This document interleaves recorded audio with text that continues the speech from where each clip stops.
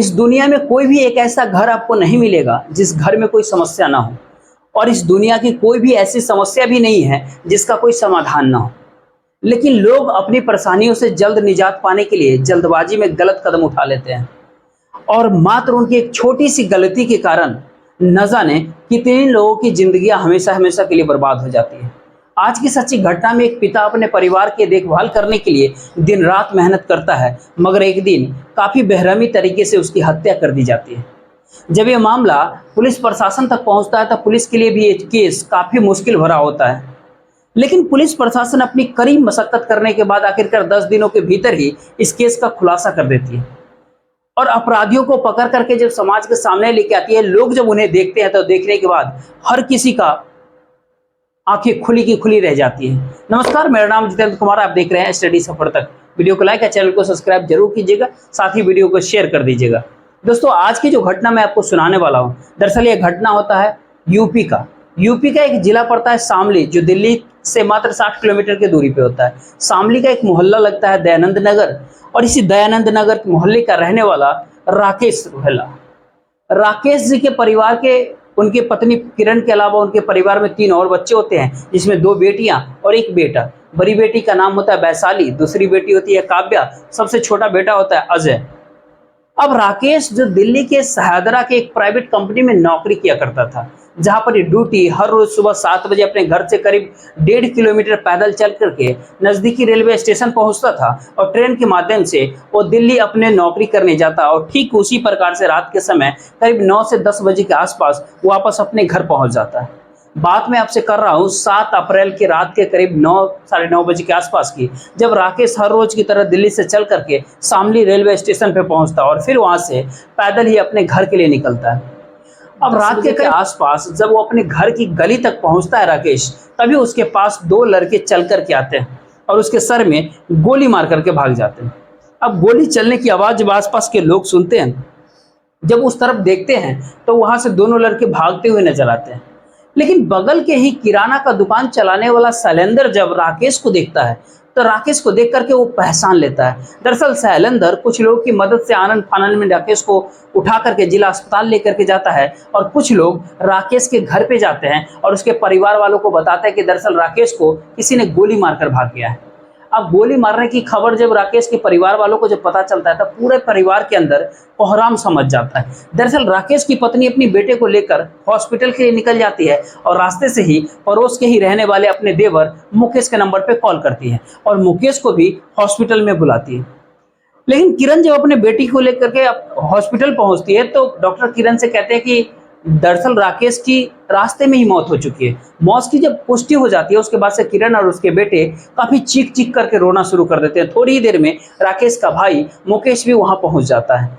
जब अपने भाई की डेड बॉडी को देखता है, कुछ लोगों को लेकर के उसी रात को ही नजदीकी थाने में जाता है और इस बात की जानकारी पुलिस प्रशासन को देता है। तब तक रात के करीब करीब 11 बज गया था। पुलिस प्रशासन को जैसे ही खबर मिलती है, पुलिस भी अपने टीम के साथ जब अस्पताल में जाता है, तो सबसे पहले राकेश की डेड बॉडी को चेक करती है, तो पता चलता है कि राकेश के सर में एक गोली लगा हुआ है। पुलिस जब इस पूरे घटनाक्रम के बारे में किरण से पूछताछ करती है, तो किरण पुलिस वालों को जवाब देता है कि साहब, मुझे इस बारे में कुछ भी नहीं पता है। पुलिस फिर से किरण से एक सवाल पूछती है कि क्या तुम्हें किसी पे शक है, या फिर राकेश का हत्या कौन कर सकता है, या राकेश के किसी के साथ दुश्मनी था। इसमें पुलिस वाले को किरण कहती है कि साहब, मेरे पति राकेश बेहद ही सीधा साधा इंसान थे, किसी का कोई दुश्मनी भी नहीं उनके साथ था, और मुझे किसी पे कोई शक। किरण एक बात और पुलिस वालों को कहते हैं कि साहब, मेरे पति कमेटी चलाने का काम करते थे, जिसके वजह से उनके पास हजारों लाख रुपया होता था। हो सकता है कि अपराधी ने लूट के इरादे से हमारे पति की हत्या कर दिया हो। पुलिस प्रशासन सबसे पहले उस लाश को अपने कब्जे में लेकर के पोस्टमार्टम के लिए जिला अस्पताल भेजती है। फिर राकेश के भाई मुकेश के ही कहने पर धारा 302 के तहत अज्ञात अपराधियों के विरोध में मुकदमा दर्ज कर लेती है। पुलिस प्रशासन उसी रात को ही अपनी टीम के साथ घटनास्थल पे पहुंचती है और वहां के लोगों से पूछताछ करती है। तो दुकानदार शैलेंद्र से जब पूछताछ करती है, तो शैलेंद्र पुलिस वालों को जवाब देता है कि साहब, मैंने उन दोनों लड़कों को यहाँ से भागते हुए देखा तो था, पर मैंने उन दोनों लड़कों को पहचान नहीं पाया। और शैलेंद्र साथ ही साथ पुलिस प्रशासन को ये भी कहता है कि साहब, राकेश की हत्या लूट के इरादे से तो बिल्कुल भी नहीं किया गया है, क्योंकि उन लड़कों ने जब राकेश के ऊपर गोलियां चलाया था, तो उसके बाद से राकेश के साथ कोई छीना झपटी भी नहीं किया था, बल्कि गोली चलाने के तुरंत बाद ही मौके से दोनों लड़के फरार हो गए। शैलेंद्र जब इस तरह की बातें पुलिस वालों को बताता है तो पुलिस को भी शैलेंद्र की बातों में सच्चाई नजर आता है, क्योंकि सच में राकेश के पास जितना भी सामान था सब के सब सुरक्षित ही था।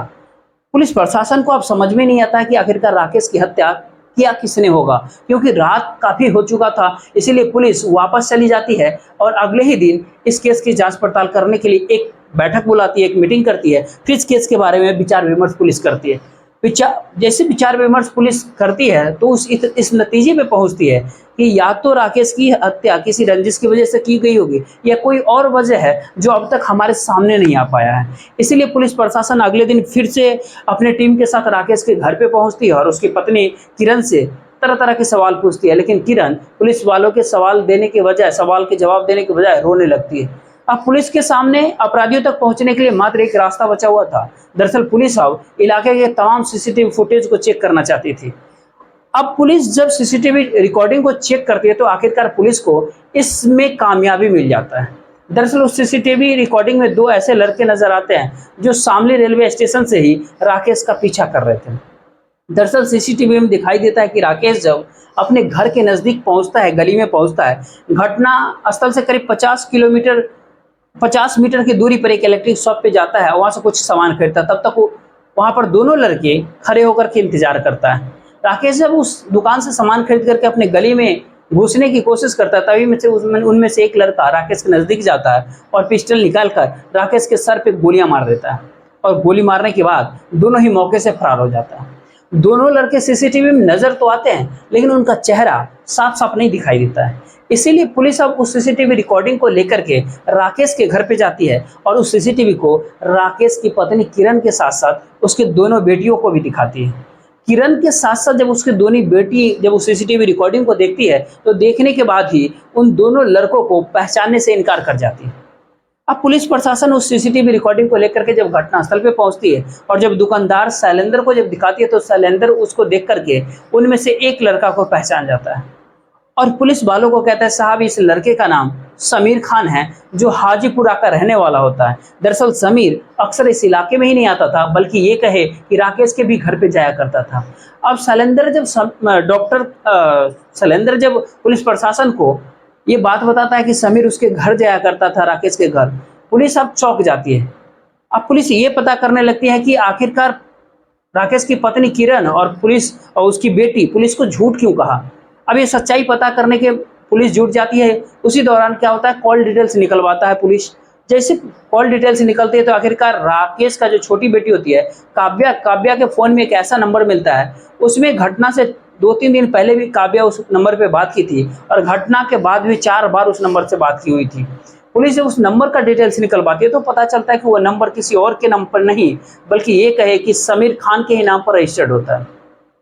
पुलिस जब समीर के भी मोबाइल नंबर का कॉल डिटेल्स निकलवाती है तो पता चलता है कि घटना वाले दिन समीर के भी मोबाइल नंबर का लोकेशन उसी जगह का दिखाई दे रहा था। अब पुलिस प्रशासन को जब इस तरह की एविडेंस मिल जाता है तो पुलिस इसी एविडेंस के आधार पर 17 अप्रैल को हाजीपुरा पहुंचती है और समीर को उसके घर से गिरफ्तार करके थाने ले आती है। पुलिस जब समीर को थाने लेकर के आती है, क्योंकि समीर भी कुल पेशेवर अपराधी कोई नहीं था, पुलिस जब समीर से राकेश की हत्या के बारे में पूछताछ करती है तो समीर भी तुरंत ही अपनी पूरी सच्चाई कबूल कर लेता है। दरअसल इस कहानी की शुरुआत होती है घटना से करीब 3 वर्ष पहले, जब समीर और काव्या हाई स्कूल में एक साथ दोनों पढ़ाई किया करते थे। एक ही स्कूल में पढ़ाई करने की वजह से समीर और काव्या के बीच में पहले दोस्ती होती है, फिर जाकर बातचीत करते करते दोनों एक दूसरे के करीब आ जाते हैं। समीर और काव्या के बीच में जब प्रेम प्रसंग शुरू होता है उसके बाद से दोनों एक दूसरे से मुलाकात भी करते हैं, बात भी करते हैं। लेकिन दोनों के बीच में जब प्रेम प्रसंग शुरू होता है, प्रेम जब उफान पे आता है तो इस बात की जानकारी राकेश को तो नहीं पता चलता, लेकिन उसकी पत्नी और एक बेटी को जरूर पता चल जाता है। किरण को जब अपनी बेटी की सच्चाई पता चलता है, इसके बावजूद भी किरण अपनी बेटी के ऊपर कोई लगाम नहीं लगाती है और ना ही इस बारे में अपने पति को बताती है, क्योंकि राकेश और उसकी पत्नी का रिश्ता कुछ ठीक नहीं चल रहा था। दरअसल राकेश अपनी पत्नी के ऊपर शक कर रहा था।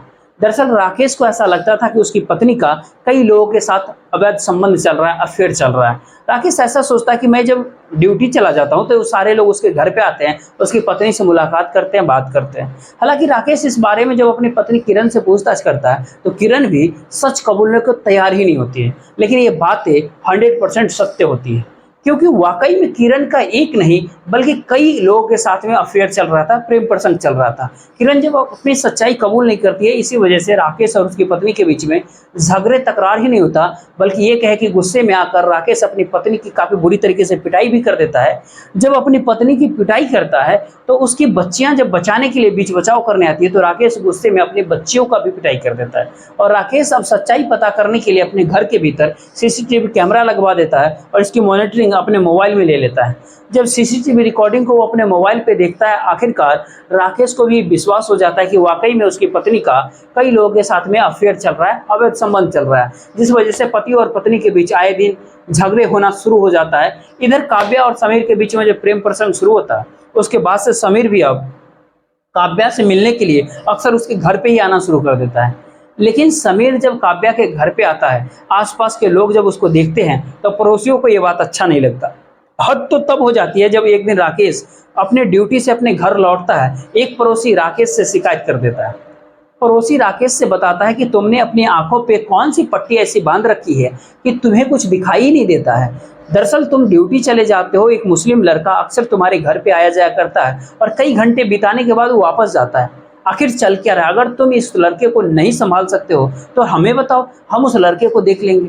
जब पड़ोसी इस तरह की बातें जब काव्या को लेकर के राकेश से शिकायत करता है, इस बात को सुनने के बाद राकेश के तन बदन में एकदम से कहते हैं ना आग सी लग जाती है। राकेश जब घर पे आता है और इस बारे में जब अपनी बेटी काव्या से पूछताछ करता है तो काव्या भी सच कहने से तैयार ही नहीं होती, सच कबूलने से तैयार नहीं होती है, जिस वजह से राकेश अपनी बेटी की पिटाई ही नहीं करता बल्कि अब अपने पूरे परिवार के ऊपर पाबंदी लगा देता है, जिसकी वजह से काव्या और समीर को एक दूसरे से मुलाकात करने में काफी दिक्कतें का सामना करना पड़ता है। हालांकि इसके बावजूद भी समीर और काव्या से मुलाकात करने के लिए उसके घर पे नहीं जाता बल्कि घर के बाहर ही वो दोनों मिल लिया करते थे। लेकिन जैसे कुछ दिन का समय बीतता है, फिर से वही पड़ोसी एक दिन राकेश से समीर को लेकर के शिकायत फिर से कर देता है। लेकिन पड़ोसी जब इस बार समीर को लेकर के राकेश से शिकायत करता है तो राकेश अपनी बेटी से कुछ पूछताछ नहीं करता है बल्कि सीधे समीर के घर पे चला जाता है और समीर को 2-4 तबराक देता भी है और उसको धमकी देते हुए कहता है कि अगर आज के बाद से तुमने मेरी बेटी से मिलने की भी कोशिश किया तो मैं तुम्हें मार के खराब कर देंगे, यानी पुलिस के हवाले कर देंगे। जिसकी वजह से समीर एकदम से डर जाता है और चाह करके भी काव्या से मुलाकात नहीं कर पाता। घटना से करीब 3 दिन पहले किसी बात को लेकर के राकेश अपनी पत्नी और बेटी को काफी बुरी तरीके से पिटाई कर देता है। लेकिन इस बार राकेश जब अपनी पत्नी और बेटी की पिटाई करता है, किरण इस प्रकार से गुस्से में आ जाती है और अपने बच्चों के सामने ही वो कहती है कि न जाने वो कौन सा दिन होगा जब हमें इस इंसान से छुटकारा मिल जाएगा, क्योंकि इस इंसान को रहते हुए हम कभी भी सुकून का सांस नहीं ले सकते हैं, चैन की जिंदगी नहीं जी सकते हैं। किरण जैसे इस तरह की बातें अपने मुख से निकालती है, ये सारी बातें काव्या के दिल में बैठ जाता है। दरअसल काव्या सोच लेती है कि उसके पिता के रहते हुए मेरा पूरा परिवार कभी भी चैन से जीवन नहीं जी सकता है। इसीलिए काव्या अब अपने तन बदन में इसी बात को दोहराने लगी और अपने पिता को इस दुनिया से हटाने का प्लान बनाने लगी। जब इस बारे में अपनी माँ और बहन से फिर पूछताछ करती है तो किरण और उसकी बेटी भी काव्या के साथ देने के लिए तैयार हो जाते हैं।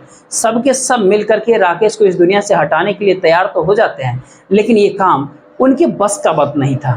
तभी काव्या के दिमाग में समीर का नाम याद आता है। दरअसल एक दिन समीर से जब मुलाकात कर रही थी, उसको कहती थी कि तुम मेरे पिता को हमेशा के लिए इस दुनिया से हटा दो, क्योंकि उसको रहते हुए हम कभी भी ना तो एक दूसरे से मुलाकात आसानी से कर सकते हैं और ना ही तुमसे शादी कर सकते हैं। काव्या जब समीर से अपने ही पिता को अपने दुनिया से हटाने के लिए जब बात बताती है, ये बात सुन करके समीर भी एकदम से घबरा जाता है। समीर काव्या को समझाते बुझाते हुए कहता है कि तुम कैसी कैसी बातें करती हो, भले ही वो तुम्हारे परिवार के ऊपर सख्ती करता है, डांटता फटकारता है, लेकिन वो तुम्हारे पिता हैं, तुम अपने ही पिता को इस दुनिया से कैसे हटा सकती हो।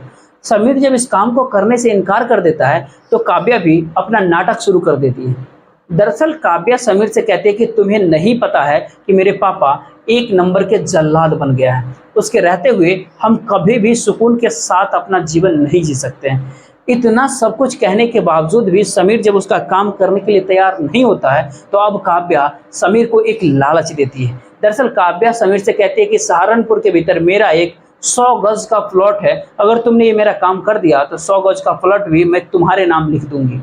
लेकिन समीर जब इस लालच में भी नहीं पड़ता है तो काव्या अब उसको धमकी देते हुए कहती है कि अगर तुमने मेरा काम नहीं किया तो आज के बाद से हमारा तुम्हारा कोई रिश्ता नहीं है। आज के बाद से न तो मैं तुमसे हम कभी बातचीत करेंगे और न ही तुमसे कोई मुलाकात करने पहुंचेंगे। मिलने से जब इनकार करती है, आखिरकार समीर मजबूर होकर के समीर ये काम करने के लिए तैयार हो जाता है। समीर राकेश को इस दुनिया से हटाने के लिए तैयार तो होता है, लेकिन समीर के लिए भी ये काम इतना आसान नहीं था। इसीलिए समीर अपने इस प्लान में अपने चाचा का लड़का शादाब से बातचीत करता है। हालांकि शादाब भी जब इसके लिए तैयार नहीं होता है तो समीर शादाब को अपने प्यार की दुहाई दे देता है। प्यार की जब दुहाई देता है तो शादाब भी उसके प्यार की खातिर उसका साथ देने के लिए तैयार हो जाता है।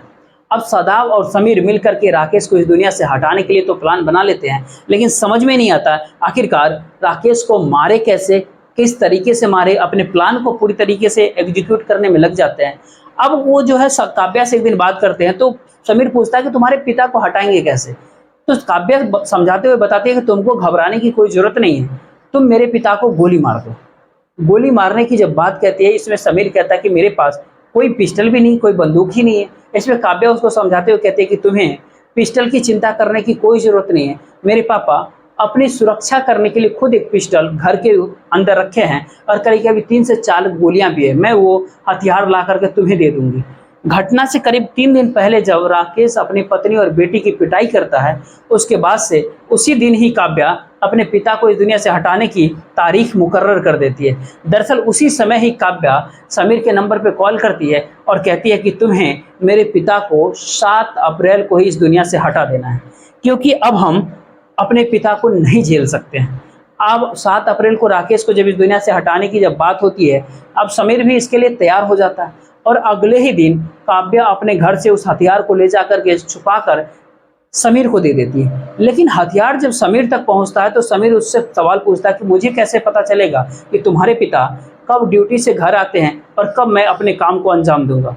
इस पे काव्या समीर को समझाते बुझाते हुए कहती है कि तुम्हें अपने काम का अंजाम कुछ इस तरीके से देना है कि सबको ऐसा लगे कि मेरे पिता का हत्या लूट के इरादे से किया गया है। दरअसल काव्या समीर को समझाते हुए कहती है कि मेरे पिता कमेटी का काम करते हैं, उनके पास हमेशा हजारों रुपये पॉकेट में होता है। 7 अप्रैल को शाम के समय जब वो ड्यूटी से अपने घर के लिए निकलेंगे, रास्ते में ही तुम उनका काम तमाम कर देना। मैं तुम्हें फ़ोन करके बताऊंगी कि मेरे पिता शामली स्टेशन पे कितने बजे पहुंच रहे हैं। 7 अप्रैल को हर रोज की तरह राकेश जब अपने ड्यूटी पे जाता है, उसी दिन ही रात के करीब 8 साढ़े 8 बजे के आसपास काव्या अपने पिता के नंबर पे कॉल करती है और ये पता करने की कोशिश करती है कि वो अभी तक कहाँ पर पहुँचे हैं। अब रात के करीब 9 बजे के आसपास फिर से काव्या अपने पिता के नंबर पे कॉल करती है और पूछती है कि तुम कहाँ पर हो। तो इस पर राकेश अपनी बेटी को जवाब देते हुए कहता है कि मैं शामली रेलवे स्टेशन पहुँचने वाला हूँ। रेलवे स्टेशन पहुँचने की जब बात कहता है, इसमें काव्या अपने पिता से झूठ कहते हुए कहती है कि दरअसल घर में जो इलेक्ट्रिक प्रेस जो पड़ा हुआ है उसका वायर खराब हो गया है, जब आप घर आना तो रास्ते से किसी दुकान से वो वायर भी खरीद करके लेते आना। और फ़ोन रखने के बाद तुरंत ही समीर के नंबर पे कॉल करती है काव्या और कहती है कि मेरे पिता रात्रि के करीब 9 बजे के आसपास शामली रेलवे स्टेशन पहुँचने वाले हैं, तुम जल्दी से वहाँ पर पहुँच जाओ। जैसे ही राकेश की पूरी इन्फॉर्मेशन काव्या समीर को पहुँचा देती है, समीर शादाब को लेकर के रेलवे स्टेशन पहुंच जाता है। वहां से राकेश जब पैदल अपने घर के लिए निकलता है, उसके बाद समीर और शादाब दोनों उसका पीछा राकेश का पीछा करता है। दरअसल समीर रास्ते में ही राकेश को मार देना चाहता था, लेकिन उसको बेहतर मौका नहीं मिल पाता है। इधर राकेश जब चलना शुरू करता है, जैसे ही अपने मोहल्ले के आसपास पहुंचता है, बगल के एक इलेक्ट्रिक दुकान में जाता है और जा करके वो वायर खरीदता है जो काव्या बताई थी। अब तब तक वहाँ पे समीर और शादाब दोनों खड़े होकर के राकेश का इंतजार कर रहा था। जैसे ही सामान खरीद करके अपनी गली में घुसने का कोशिश करता है, समीर शादाब से कहता है कि अब वक्त हमारे हाथ से निकल रहा है, इससे पहले कि राकेश अपने घर पे पहुंच जाए, जा करके उसको गोली मार दो। शादाब राकेश के नज़दीक जाता है और उसके कनपट्टी में गोली मार देता है। लेकिन जैसे गोली चलने की आवाज़ आसपास के लोग सुनते हैं, समीर और शादाब इस प्रकार से डर जाता है कि राकेश से उसका बैग भी नहीं छीन पाता है और न ही पैसों की लूट करता है, बल्कि अपनी जान बचाने के लिए वो डर के मारे से वहाँ से भाग जाता है। जब वो घर पे जाता है सबसे पहले काव्या के नंबर पे कॉल करता है और कहता है कि हमने तुम्हारे पिता को गोली मार दिया है, लेकिन मुझे ये नहीं पता है कि तुम्हारे पापा की मौत हुई है या फिर नहीं हुई है। थोड़ी देर बाद जब इधर राकेश की मौत की पुष्टि हो जाती है, उसके बाद से काव्या फिर से समीर के नंबर पे कॉल करती है और कहती है कि काम बेहतर तरीके से हुआ है। वाकई में समीर जब पूरी घटनाक्रम पुलिस वालों को बताता है, उसके बाद से पुलिस समीर के ही कहने पर उसके चाचा के लड़के शादाब और काव्या इन दोनों को साथ में गिरफ्तार करके लाती है।